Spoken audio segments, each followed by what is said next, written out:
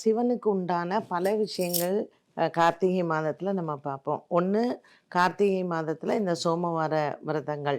2வது வந்து பார்த்திங்கன்னா, சிவனும் விஷ்ணுவும் ரூபம் சேர்ந்த ஐயப்பனுக்கு ரொம்ப உகந்த ஒரு மாதம் இந்த கார்த்திகை மாதம்.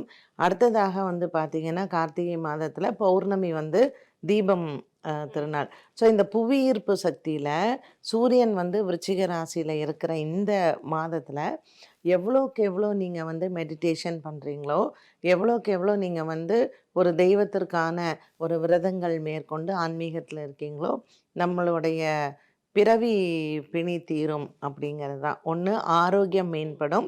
2வது வந்து நமக்குடைய பாவங்கள் எல்லாம் தீரும். இப்போ நம்ம சந்ததிகளுக்கு எல்லாம் நல்லது அப்படின்னு. சோமவாரம் வந்து சந்திரனுக்கு உண்டான நாள். ஸோ சூரியன் வந்து விருச்சிக ராசியில் இருக்கிற இந்த மாதம் சந்திரனுக்கு வந்து அந்த விருச்சிக ராசி வந்து நீச்ச வீடு, அதில் செவ்வாயும் சேர்ந்திருக்காரு. ஸோ இந்த சோமவாரத்தில் சிவபெருமான் வந்து உங்களுக்கு அக்னி ஸ்வரூபம் தானே, அவர் வந்து ரொம்ப உஷ்ணமான ஒரு கடவுள் தான். ஸோ இந்த சோமவாரத்தில் நீங்கள் வந்து சிவபெருமானுக்கு ஃபுல்லாக என்னென்ன விதமான அபிஷேகங்கள் எல்லாம் செய்ய முடியுமோ, இளநீர், பால், பன்னீர், சந்தனம், இந்த மாதிரி அபிஷேகங்கள் செய்து, சோமவாரத்தில் அரிசி சாப்பிடக்கூடாது.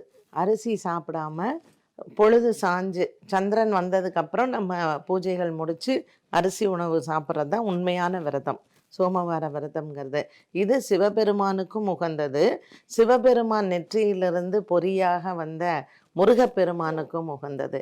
ஸோ கார்த்திகை மாதம் சோமவாரம் சிவனுக்கு எவ்வளோ முக்கியமோ அதை விட முக்கியம் முருகனுக்கு. ஸ்ரீ கந்தவிலாஸ் விபூதி குங்குமம் மற்றும் ஸ்பெஷல் பஞ்சாமிர்தம். சிவப்பு, சிறப்பு.